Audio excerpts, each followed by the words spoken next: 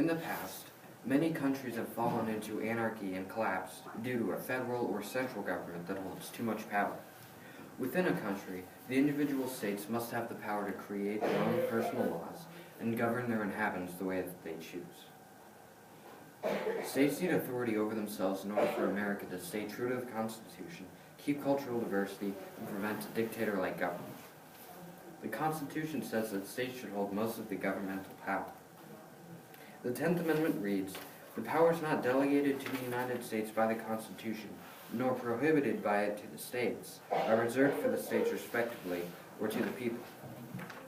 This means that unless the Constitution specifically says that the federal government is responsible for something, then the individual states have the right to make decisions based around them.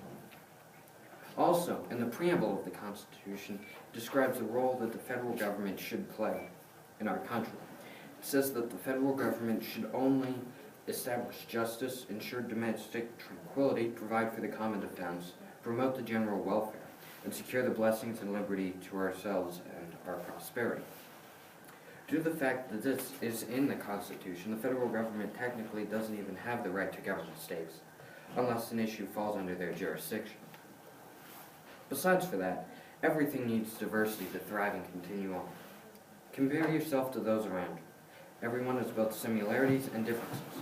One singular set of laws will never satisfy such a diverse country. Therefore, states need the power to rule themselves, ensuring that different states have different rules. America is the melting pot of the world. The individual diversity of the states is needed in order to help everyone find their most suitable home.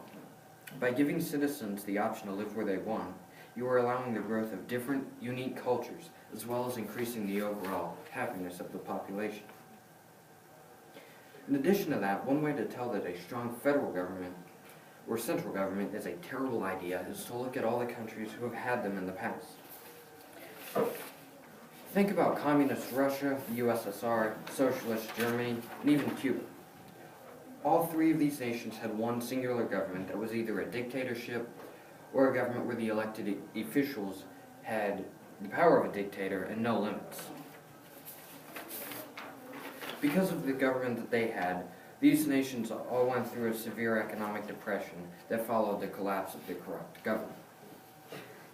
By having local, county, or state governments that have the authority to govern themselves in any way that they choose, this stays true to the Constitution, promotes cultural diversity. It is crucially important to our nation's survival that the federal government stays restricted and that the local governments hold the majority of power in equal shares. So the next time that you have the opportunity to vote for a politician, senator, state representative, or anyone who is in support of states' rights, or empowering local governments, do so. After all, you might just not change your country or state, but the entire country with your vote. Thank you.